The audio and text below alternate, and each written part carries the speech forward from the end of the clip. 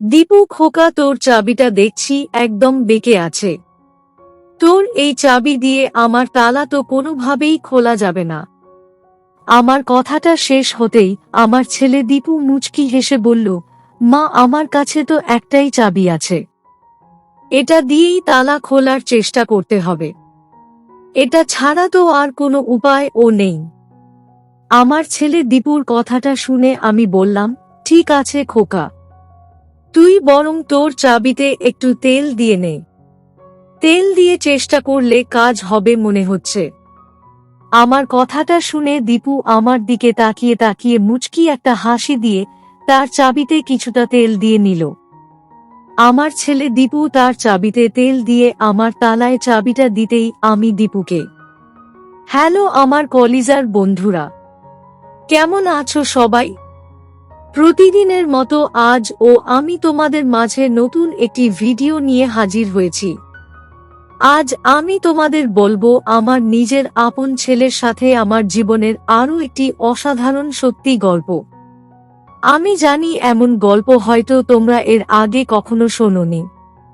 আমি শতভাগ সিওর হয়ে বলতে পারি আজকের ভিডিওটা দেখার পর তোমাদের ও জল আসবে। তাই তোমাদের অনুরোধ করছি সম্পূর্ণ ভিডিওটি দেখার। তো বেশি কথা না বলে চলো গল্প ফিরে যাই। আমি নীলা চৌধুরী। আমার বয়স 40। আমি একজন বিবাহিত নারী। আমার স্বামীর নাম নায়েক চৌধুরী। আমার স্বামী নায়েক চৌধুরী পেশায় একজন বিশিষ্ট ব্যবসায়ী। আমার স্বামীর অনেক অর্থ সম্পদ আছে, যেই কারণে আমার সংসারে কোনো কিছুর অভাব নেই। আমার এক ছেলে সন্তান আছে। আমার ছেলের নাম দীপু। আমার ছেলে দীপুর বয়স 24। আমার ছেলে দীপু কলেজে পড়াশোনা করার পাশাপাশি তার বাবার ব্যবসা ও দেখাশোনা করে থাকে। আমি আমার স্বামী ও সন্তানকে নিয়ে কলকাতায় থাকি। ছোটবেলা থেকেই আমি দেখতে অনেক সুন্দরী ছিলাম। তবে আমার বাবার কাছে তেমন কোনো অর্থ সম্পদ ছিল না। এই কারণে ছোটবেলা থেকেই আমি অভাবের মাঝেই বড় হয়েছি। আমার অনেক স্বপ্ন ছিল। আমি সব সময় চাইতাম পড়াশোনা করে ভালো একটা চাকুরি করে আমার পরিবারের পাশে দাঁড়াতে। তবে বাস্তবতা ভিন্ন ছিল। আমার পরিবারের অর্থনৈতিক অবস্থার কারণে আমি বেশি দূর পড়াশোনা করতে পারিনি। আমি পড়াশোনা ছেড়ে সারাদিন বলতে গেলে বাড়িতেই থাকতাম। এইদিকে আমার বাবার চোখে মুখে সব সময় আমাকে নিয়ে অতিরিক্ত চিন্তা থাকত। আমার বাবা চাইতেন আমার ভালো একটা পরিবারে বিয়ে হোক, যাতে করে আমাকে আর অভাবের মাঝে থাকতে না হয়। আর এই কারণেই আমার বাবা আমার বিয়ের জন্য পাত্র দেখতে শুরু করেন। যখন আমার পিতা মাতা আমার বিয়ের জন্য পাত্র খোঁজা শুরু করে, তখন আমার প্রথম দেখা হয় আমার স্বামী নায়েক চৌধুরীর সাথে। মূলত আমার স্বামী নায়েক চৌধুরী আমাদের বাড়িতে এসেছিলেন আমাকেই দেখার জন্য। আর প্রথম দেখায় নায়েক চৌধুরী আমাকে পছন্দ করে ফেলে। যেহেতু আমার স্বামী নায়েক চৌধুরী একজন বিশিষ্ট ব্যবসায়ী, তাই আমার বাবা মায়ের এই বিয়েতে তেমন কোনো আপত্তি ছিল না। বরং নায়েক চৌধুরীকে আমার বাবা মা অনেক পছন্দ করে, আর আমার সাথে তার বিয়ের কথা পাকা করে ফেলেন। কিন্তু সত্যি বলতে আমার স্বামী নায়েক চৌধুরীকে আমি মোটেও পছন্দ করতাম না। নায়েক চৌধুরীকে পছন্দ না করার পেছনে একটাই কারণ ছিল, আর সেটা হলো ওনার বয়স। আমার স্বামীর বয়স আমার থেকে অনেকটাই বেশি ছিল, আর এই কারণেই আমি তাকে পছন্দ করিনি। কিন্তু এই কথাটা আমি আমার বাবা মাকে বলতে পারিনি। ছোটবেলা থেকেই আমি আমার বাবা মায়ের সকল কথা মান্য করতাম। আমার বাবা মা আমাকে যখন যেটা বলতেন আমিও ঠিক তাই করতাম। আমি বিশ্বাস করতাম আমার বাবা মা আমার জন্য যেটা ভালো হবে সেটাই করবে। তাই আমার পছন্দ না হবার পরেও আমি নায়েক চৌধুরীকে বিয়ে করি। আমার স্বামী নায়েক চৌধুরীর সাথে বিয়ের পর আমার কাছে সকল কিছুই একটু অন্যরকম ছিল। নতুন বাড়ি, নতুন সব লোক, নিজের আপন জনদের থেকে দূরে। সব মিলিয়ে আমি নিজেই এক অদ্ভুত রকম অবস্থায় পড়ে গিয়েছিলাম। তবে ধীরে ধীরে আমি সকল কিছুর সাথে মানিয়ে নিতে চেষ্টা করি। আমার স্বামী নায়েক চৌধুরীর সাথে আমার বিয়ের প্রায় বছর খানেক সময় অতিবাহিত হতেই আমার ছেলে দীপু চলে আসলো। দীপু আসার পর আমার জীবনটা যেন এক মুহূর্তেই বদলে গেল। আমি আমার শ্বশুর বাড়ি আসার পর কখনোই মন থেকে খুশি ছিলাম না। তবে আমার ছেলে দীপু আসার পর থেকে আমার মনের মাঝে এক অদ্ভুত রকম খুশি কাজ করতে লাগলো। আমার ছেলে দীপু ছোটবেলা থেকেই আমাকে অনেক বেশি সম্মান ও শ্রদ্ধা করত। সেই সাথে সব সময় আমার পাশেই থাকত।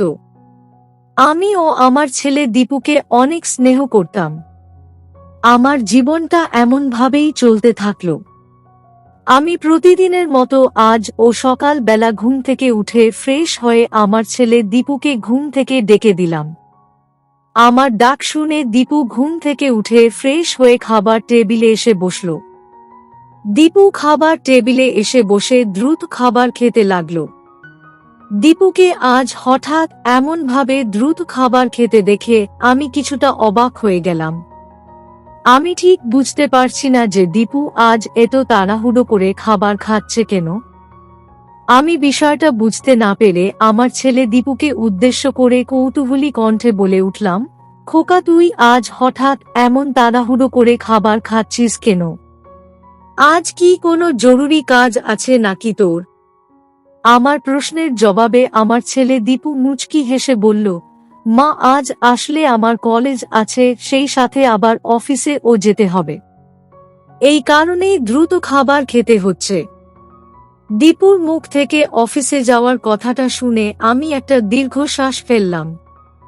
সত্যি বলতে আমার ছেলে দীপুর এমন অফিসে গিয়ে নিজের বাবার ব্যবসা দেখা শোনা করার বিষয়টা আমার মোটেও পছন্দ ছিল না। আমি দীপুকে অনেকবার বলেছি ও যে সে যেন অফিসে না গিয়ে নিজের পড়াশোনায় মনোযোগী হয়। তবে কে শোনে কার কথা? আমার ছেলে দীপু চায় নিজের জীবনটাকে নিজের মতো করে উপভোগ করতে। তাই সে নিজের বাবার ব্যবসা দেখাশোনা করে। দীপু আমার একমাত্র ছেলে। এই কারণে আমি সব সময় আমার ছেলের ইচ্ছেকে গুরুত্ব দেই। আমি দীর্ঘশ্বাস ফেলে দীপুকে খাবার বেড়ে দিতেই আমার ছেলে দীপু আমার দিকে এক দৃষ্টিতে তাকিয়ে থেকে কিছু একটা চিন্তা করে আমাকে উদ্দেশ্য করে বলল, মা, আপনি কি আমার উপর কোনো কারণে অভিমান করে আছেন? আমি আমার ছেলে দীপুর প্রশ্নের জবাবে বললাম, না খোকা, আমি আর তোর উপর কেন অভিমান করতে যাব? তাছাড়া আমি অভিমান করলেই বাকি, তুই কি আমার কথা শুনবি নাকি? এই কারণে আমি আর কারোর উপর অভিমান করি না খোকা। আমার কথাটা শুনে দীপু নিজের মাথাটা নিচু করে ফেলল। আমি আমার ছেলে দীপুর মুখের দিকে তাকিয়ে বেশ ভালোই বুঝতে পারছি যে দীপু এখন আমার কথাই ভাবছে। আমি আর দীপুকে কিছু বললাম না। আমি আমার মতো নিজের কাজ কর্ম করতে লাগলাম। এইদিকে আমার ছেলে দীপু নাস্তা খাওয়া শেষ করতেই বাড়ি থেকে বেরিয়ে পড়ল। আমার ছেলে দীপু বাড়ি থেকে চলে যাওয়ার পর আমি বাড়ির দরজাটা বন্ধ করে দিয়ে নিজের ঘরে ফিরে আসলাম। আমার এখন তেমন কোনো কাজ নেই। তাছাড়া আমার বাড়ির সকল কাজ করার জন্য আলাদা লোক রাখা আছে। এই কারণে আমাকে সংসারের তেমন কোনো কাজ করতে হয় না। আমার ছেলে দীপু চলে যাওয়ার পর আমি আমার ঘরে ফিরে এসে কিছু সময় নিশ্চুপ হয়ে নিজের ঘরেই বসে থাকলাম। আজ কেন যেন মনের মাঝে প্রশান্তি খুঁজে পাচ্ছি না। দীপুকে নিয়ে মাথার মধ্যে নানা ধরনের চিন্তা কাজ করছে। এই বাড়িতে আসার পর থেকে আজ অবধি আমার স্বামী ও আমার মাঝে একটা দূরত্ব ছিল। আজ ও দূরত্ব আছে। এই দূরত্বের কারণে মাঝে মাঝে আমার মনে হয় আমি খুব একা। তবে আমার ছেলে দীপু আমার সামনে থাকলে আমার মনে হয় আমি একা না। আমার ছেলে আছে আমার পাশে। কিন্তু আজকাল দীপু ও তার বাবার মতো আমার থেকে দূরে চলে যাচ্ছে। এই জন্যই সবসময় আমার মাথায় দীপুকে নিয়ে নানা ধরনের চিন্তা কাজ করতে থাকে। আমি চাই আমার ছেলে দীপু সব সময় আমার চোখের সামনেই থাকুক। তবে সত্যি বলতে দীপু সেটা চায় না। আমি আপন মনে আমার ঘরে বসে আমার ছেলে দীপুর কথা ভাবতে থাকি। প্রায় বেশ খানিক সময় আপন মনে আমি আমার ছেলে দীপুর কথা চিন্তা করতেই আমার মনটা ভীষণ রকম অশান্ত হয়ে উঠল। আমার মন অশান্ত হয়ে উঠতেই আমি বসা থেকে উঠে পড়লাম। আমি জানি এমনভাবে ঠাঁই বসে থাকলে আমার মনটা আরো বেশি অশান্ত হয়ে উঠবে। তার থেকে ভালো আমি নিজের ঘরে বসে কিছু সময় গল্পের বই পড়ে নেই। আমি অবসর সময় গল্পের বই পড়ে থাকি। গল্পের বই পড়তে আমার ভীষণ ভালো লাগে। আমি আমার ভাবনা মতো বিছানা থেকে উঠে একটা গল্পের বই নিয়ে আপন মনে গল্পের বই পড়তে থাকি। গল্পের বই পড়তে শুরু করতেই আমার মাথায় থাকা সকল চিন্তা যেন দূর হয়ে গেল। সেই সাথে মনের মাঝে ও কিছুটা প্রশান্তি চলে আসলো। বিকেলের দিকে আমি নিজের বাড়ির ছাদের উপর এমনি হাঁটাহাঁটি করছিলাম। এমন সময় আচমকা আমার ছেলে দীপু আমার বাড়ির ছাদের উপর এসে শব্দ করে আমাকে ডাকতে লাগল। এমন আচমকা আমার ছেলে দীপুর কণ্ঠস্বর শুনতে পেতেই আমার মনের মাঝে কেমন যেন করে উঠল। আমি দীপুর ডাক শুনতেই দ্রুত আমার ছেলের সামনে চলে আসি। আমি আমার ছেলে দীপুর সামনে এসে দাঁড়াতেই দীপু আমাকে উদ্দেশ্য করে বলে উঠল, মা, আপনি ছাদে এসেছেন কখন? আমি সেই তখন থেকে আপনাকে সারা বাড়ি খুঁজে বেড়াচ্ছি। আমার ছেলে দীপুর বলা কথাটা শুনে আমি কিছুটা অবাক হয়ে দীপুকে জিজ্ঞেস করলাম, খোকা, তুই হঠাৎ এমনভাবে আমার খোঁজ করছিস কেন? সেটাই তো আমি বুঝতে পারছি না। কি হয়েছে খোকা? সব ঠিক আছে তো? আমার প্রশ্নটা শুনে দীপু মুচকি হেসে বলল, সব ঠিক আছে মা। তবে আমার মায়ের মনটা ভালো নেই। আমার মা কোনো কারণ ছাড়াই আমার উপর অভিমান করেছে। তাই তো আমি দ্রুত অফিস শেষ করে বাড়ি ফিরে এসেছি। আমি আমার ছেলে দীপুর বলা কথাটা শুনে হেসে ফেললাম। আমার হাসির পেছনে একটা কারণ আছে। আর সেটা হলো আমার ছেলেকে কখনোই কিছু বলে দিতে হয় না। দীপু আমার দিকে তাকিয়ে বুঝতে পেরে যায় আমার মনের অবস্থা কি। আর এই কারণেই আমি আমার ছেলেকে আরো বেশি স্নেহ করি। আমি হেসে ফেলতেই আমার ছেলে দীপু মৃদু কণ্ঠে আমাকে বলল, মা, আমি চাই আপনি সব সময় এমনভাবেই হাসি খুশি থাকুন। তবে আপনি তো আমার উপর সেই অভিমান করে ফেলেন। আমার ছেলের কথাটা শেষ হতেই আমি বললাম, আরে খোকা, কি বলছিস তুই? আমি তোর উপর এখন আর অভিমান করে নেই। দীপু খোকা, তুই আমার একমাত্র ছেলে। আমার সকল স্বপ্ন তোকে নিয়ে। আমি কি তোর উপর কখনো অভিমান করে থাকতে পারি? আমার কথাটা শেষ হতেই দীপু বলল, এসব বললে হবে না। আমি জানি আপনার মন ভালো নেই। আর আপনার মন ভালো করতে আপনার জন্য আমার একটা সারপ্রাইজ আছে। দীপুর মুখে সারপ্রাইজের কথাটা শুনে আমি একটু অবাক হয়ে গেলাম। আমি ঠিক বুঝতে পারছি না আমার ছেলে দীপু কোন সারপ্রাইজের কথা বলছে। আমি কিছুটা অবাক হয়ে দীপুকে জিজ্ঞেস করলাম, খোকা, আজ হঠাৎ সারপ্রাইজ? কি সারপ্রাইজ আছে আমার জন্য?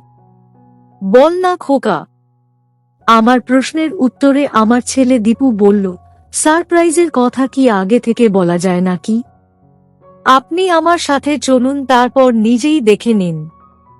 এই বলে আমার ছেলে দীপু আমাকে তার সাথে করে নিয়ে গেল তার ঘরের দিকে। আমিও আমার ছেলের সাথেই ছাদ থেকে নেমে পড়ি। আমার ছেলে দীপুকে আমাকে তার ঘরের সামনে নিয়ে আসতেই হঠাৎ করে থমকে দাঁড়িয়ে পড়ল। আমার ছেলে দীপু হঠাৎ দাঁড়িয়ে পড়তেই আমি একটু অবাক হয়ে গেলাম। আমি অবাক হয়ে দীপুকে জিজ্ঞেস করলাম, খোকা, কি হলো? এখানে দাঁড়িয়ে পড়লি কেন? সারপ্রাইজ দিবি না নাকি? আমার প্রশ্নটা শুনে দীপু মৃদু কণ্ঠে বলল, মা, আমার ঘরের দরজায় দেখছি আপনার ঘরের তালা ঝুলছে। একটু অপেক্ষা করুন, আমি তালাটা আগে খুলে নেই। এই বলে দীপু নিজের পকেট থেকে একটা বাটা চাবি বের করে তালা খোলার চেষ্টা করতে লাগলো। তবে দীপুর হাতে থাকা চাবি দিয়ে কোনোভাবেই তালাটা খোলা যাচ্ছে না। এই তালাটা অনেক পুরনো হয়ে গেছে, যেই কারণে মারাটা খোলা যাচ্ছে না। আমার ছেলে দীপু আরো কয়েকবার তালাটা খোলার চেষ্টা করতেই আমি আমার ছেলে দীপুকে উদ্দেশ্য করে বলে উঠলাম, দীপু খোকা, তোর চাবিটা দেখছি একদম বেঁকে আছে। তোর এই চাবি দিয়ে আমার তালা তো কোনোভাবেই খোলা যাবে না।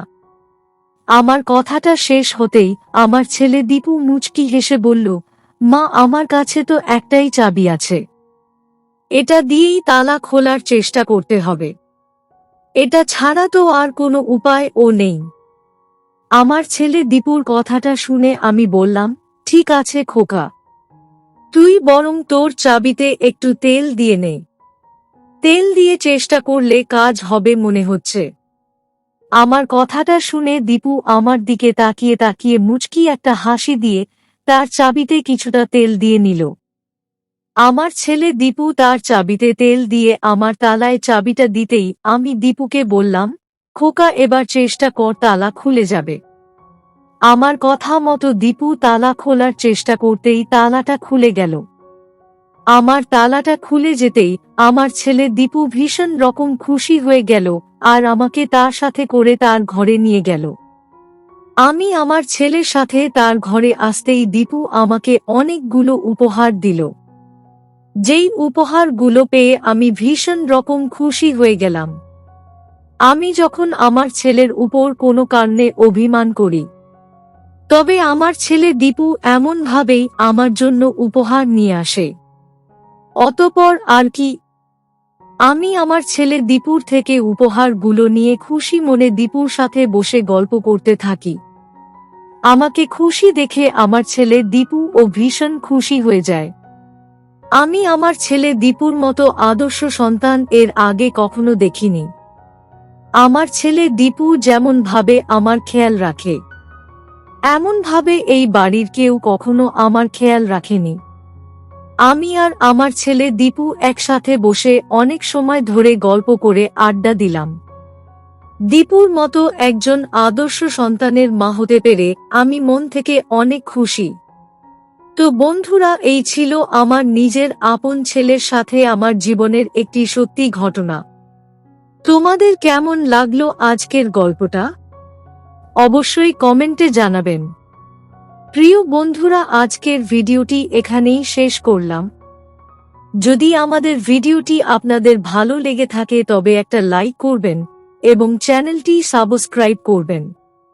আজকের জন্য আপনাদের কাছে বিদায় নিচ্ছি। দেখা হবে আগামীকাল নতুন একটি ভিডিও নিয়ে। সে পর্যন্ত সবাই ভালো থাকবেন। ধন্যবাদ।